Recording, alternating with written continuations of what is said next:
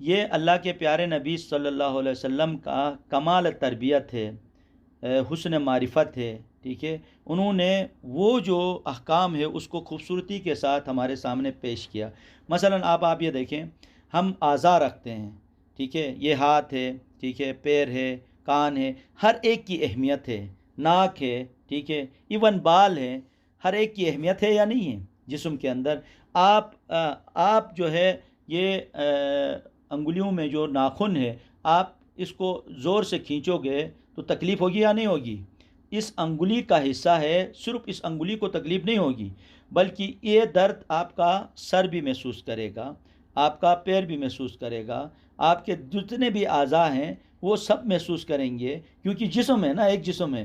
اب دوسرے بندے کی انگلی ہے، اس انگلی سے ناخن آپ کھینچیں گے تو میں جو ہے وہ تکلیف محسوس نہیں کروں گا جو وہ شخص محسوس کرتا ہے، ٹھیک ہے نہیں، کیونکہ میرا جسم الگ ہے، اس کا جسم الگ ہے، ٹھیک ہے۔ اس کے مقابلے میں جس جسم میں انگلی پہ زور سے آپ اس ناخن کو کھینچتے ہیں تو وہ جسم کا ہر عضو تکلیف محسوس، آپ چیختے ہو، چلاتے ہو، ٹھیک ہے۔ کیوں چلاتے ہو؟ کیونکہ وہ اس جسم کا حصہ ہے۔ چیخنا، چلانا، رونا، ٹھیک ہے، یہ سب وہ جسم کے کیا کہتے ہیں، اظہارات ہیں، ٹھیک ہے۔ اب ظاہر ہے یہ تکلیف ایک جسم کا ہم محسوس کرتے ہیں۔ اب دوسرا جسم یہ تکلیف تو محسوس نہیں کر سکتا ہے، اب اس کو کس طرح ہم راضی کر سکیں کہ اس تکلیف کو محسوس کرے؟ تو اس کے لیے آسان حل یہ ہے، جیسے کہ دین کے بہت ساری عبادات میں ایک عبادت ہے یہ جو روزہ ہے۔ روزہ میں آپ یہ دیکھیں، یہ عبادت ہے نا۔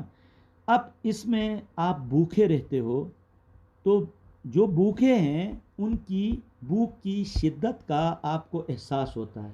وہ کیسے احساس ہوتا ہے؟ جب آپ روزہ رکھتے ہیں تو آپ کو پیاس لگے گی، اب آپ کا دل چاہتا ہے یار پانی پی لوں، لیکن حکم ہے نا، روزے میں ہیں، حالت روزے میں ہیں، آپ نہیں پی سکتے ہیں، تکلیف آپ ہو رہی ہے، پانی دیکھنے کے بعد آپ کے منہ میں پانی بھر آتا ہے، ٹھیک ہے، آپ ہاتھ بڑھاتے ہیں لیکن حکم خدا کی وجہ سے آپ رک جاتے ہیں، تکلیف تو آپ کے جسم کو ہو رہی ہوتی ہے، لیکن اس تکلیف کو آپ برداشت کرتے ہیں۔ پھر بھوک لگتی ہے، کھانے کو آپ یعنی ہمکتے ہیں، لیکن قریب جا کے آپ کہتے ہیں نہیں، اللہ کا حکم ہے۔ اب اس کیفیت کو آپ محسوس کرتے ہیں، پھر اسی لمحے آپ کو خیال آتا ہے یار میرے پاس کھانا بھی موجود ہے، پانی بھی موجود ہے، میں اس عبادت کی وجہ سے رکا ہوں۔ ان لوگوں کا آپ سوچتے ہو یار جن کے پاس واقعی کھانے کو نہیں، ان کی کیا کیفیت ہوگی، کیا حالت ہوگی؟ یہ احساس آپ کے دل میں آتے ہی آپ کا دل نرم ہوتا ہے، ٹھیک ہے، دوسرے شخص کے لیے جو واقعی بھوکا ہے، واقعی پیاسا ہے۔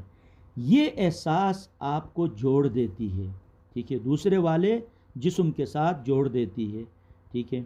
اب اسی طریقے سے وہ احساس تیسرا کرے، چوتھا کرے تو معاشرے کے اندر جتنے بھی افراد ہیں ان کے اندر یہ احساس پیدا ہو تو پورا معاشرہ کیا ہوتا ہے، ایک جسم کی مانند ہوتا ہے۔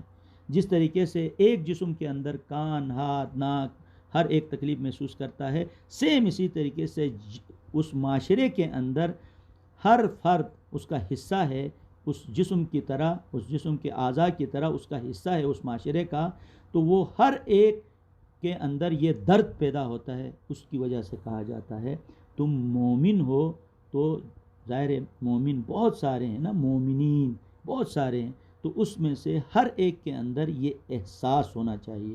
یہی احساس در حقیقت معاشرے کو زندہ رکھتی ہے۔ امجد میری بات سمجھ میں آئی؟ اتنا کافی ہے۔ اس بیٹی نے حدیث نمبر 12 کے حوالے سے سوال کیا ہے کہ پہلا حصہ جو اس میں بیان ہوا ہے، در حقیقت یہ پوری حدیث اس علم کو، شعور و آگہی کو سمجھانے کے لیے یہ اگزامپل ہے، بنیاد ہے۔ مثلا کوئی بھی شخص ظاہر ہے اپنے گھر سے نکلتا ہے تو اس حدیث میں بنیادی طور پہ یہ ہمیں سمجھایا گیا ہے کہ وہ شخص اپنے گھر سے اپنی ذات کے لیے نہیں نکلتا ہے، ٹھیک ہے، اور یہ قرآن کس کے اوپر نازل ہوا ہے؟ جو علم و آگہی، شعور جو رکھتا ہے اس کے لیے ہے، ٹھیک ہے، پاگلوں کے لیے نہیں ہے، جانوروں کے لیے نہیں ہے، لیکن نا بہت ساری آیات میں یہ سمجھایا گیا ہے انسان جو شعور و آگہی نہیں رکھتا ہے وہ کل انام یعنی جانوروں کی طرح ہے. جس طریقے سے وہ بھی کھاتے ہیں پیتے ہیں چلتے ہیں پھرتے ہیں، سیم اسی طریقے سے انسان بھی یہی کرتا ہے. ٹھیک ہے. فرق کیا ہے؟ فرق یہ ہے کہ اس کے اندر سوچنے سمجھنے کی صلاحیت ہے. ٹھیک ہے. اپنے ان تمام معاملات کو دیکھتا ہے اور اپنے انجام کو محسوس کرتا ہے. تو یہاں حدیث کے اگلے حصے پہ بیٹی نے پوچھا ہے کہ اس سے کیا مراد کہ کوئی بھی قوم اللہ کے گھر میں کسی گھر میں جمع نہیں ہوئی، اللہ کی کتاب پڑھتے ہوں اور اس کے معنی بیان کرتے ہوں، مگر ان پر تسکین کا لفظ ہے سکون. اسی قرآن کے اندر جو ہے اطمینان. ٹھیک ہے. کوئی چیز آپ پڑھتے ہیں الا بذکر اللہ لتطمئن القلوب، یعنی خدا کی جو ذکر آپ کرتے ہیں تو اطمینان قلب نصیب ہوتا ہے. تو اطمینان قلب کب نصیب ہوتا ہے؟ جب اس چیز کے بارے میں انسان کو آگہی ہے. میں مثال دیتا ہوں کہ اب آپ رات میں ظاہر میتھ کا یا کوئی بھی فارمولہ آپ کے ذہن میں نہیں آتا ہے، آپ کے سامنے بہت ساری چیزیں کھانے پینے کی رکھی ہو تو آپ کا دل ہی نہیں چاہتا ہے، آپ اس میں کنفیوژن میں ہوتی ہیں یہ اس کا مطلب کیا ہے. مسلسل جو ہے آپ اس کے اندر ڈسٹرب رہتی ہیں. ٹھیک ہے. اور اس کو اچانک وہ فارمولہ آپ کا سولو ہوتا ہے تو کتنی خوشی ہوتی ہے، کتنا سکون، کتنا اطمینان آپ کو نصیب ہوتا ہے. وہ کھانے پینے کی چیزوں سے وہ اطمینان وہ سکون نہیں ملتا ہے. وہ کہ وہ چیزیں سامنے ہیں لیکن آپ کا دھیان اس طرف نہیں بڑھتا ہے. تو یہ کیا ہے؟ یہ بے چینی، یہ بے اطمینانی کیوں آپ کو ہوئی؟ کیونکہ آپ اس پہ غور کرتے تھے. اس کے مقابلے میں دوسرا بندہ جو آپ کے ساتھ ہی بیٹھا ہوا ہے وہ دڑا دڑ وہ چیزیں کھاتا ہے ان کی بلا سے. ٹھیک ہے. آپ کی جو تکلیف ہے، آپ کی جو بے سکونی ہے وہ محسوس ہی نہیں کرتا ہے، کیونکہ اس کو علم و آگہی، شعور و آگہی کا کوئی دور دور کا بھی رشتہ نہیں ہے، جس کی وجہ سے وہ بیٹھا ہوا ہے ایسے. جو ہی وہ مسئلہ آپ کا سولو ہوتا ہے تو آپ کے اوپر تسکین اترتی ہے، اطمینان. ٹھیک ہے. وہ اطمینان آپ الفاظ میں بیان نہیں کر سکتی ہیں، وہ خوشی آپ بیان نہیں کر سکتی، وہ آپ کو حاصل ہوتی ہے. قرآن جو ہے بنیادی طور پہ اس کی طرف رہنمائی کرتا ہے اور کہتے ہیں کہ رحمت کے فرشتے اس کو ڈھانپتے ہیں. آج دیکھیں دنیا کے اندر ہمارے پیارے نبی صلی اللہ علیہ وسلم آئے دنیا کے اندر. اب آپ یہ دیکھیں کیا محلات بنایا انہوں نے سکھایا، کیا دولت اکٹھا کرنے، کیا سکھایا؟ وہ تسکین سکھائی، وہ اطمینان سکھائی. جو معاشرے کے اندر وہ بہت سارے لوگ تھے، ٹھیک ہے، جن کے اوپر ظلم و زیادتی ہو رہی تھی، کسی کو احساس نہیں تھا، اللہ کے نبی نے وہ احساس سکھایا. اس احساس میں دیکھیں سامنے والا غریب کے منہ میں نوالا جاتے ہوئے دیکھ کے ایک سرشاری محسوس ہوتی ہے، جبکہ اس کی جگہ میں بہت سارے ایسے لوگ ہیں جو ان کے ہاتھ سے نوالا چھینتے ہیں. در حقیقت شعور و آگہی جس کے پاس ہو اس کے پاس تسکین آتی ہے، سکون آتا ہے، اطمینان آتا ہے. یہ مراد ہے. بات سمجھ میں آ رہی بیٹا؟ ہدایت نے بات کی. اللہ کے پیارے نبی صلی اللہ علیہ وسلم نے فرمایا دو منہ سے کیا مراد ہے. یہ دیکھیں ہمیشہ یاد رکھیں یہ تہذیب ہے. یہ جیسے کہ آپ اسلامی تہذیب و ثقافت میں پڑھیں گے، یہ جو حسن کیا ہے ہمارے یہاں، وہ حسن یہ ہے کہ انسان یعنی دو رخی اختیار نہ کریں، دو صورتیں اختیار نہ کریں، دو انداز اختیار نہ کریں ایک ہی مسئلے پہ. مثلا اب میں چھوٹی مثال دیتا ہوں. آپ سامنے آئے میرے، سر آپ بہت اچھے ہیں، فلاں چیز آپ نے صحیح بتائی. ٹھیک ہے. میں نے کہا بہت اچھی بات ہے. میں سطحی مثال دے رہا ہوں.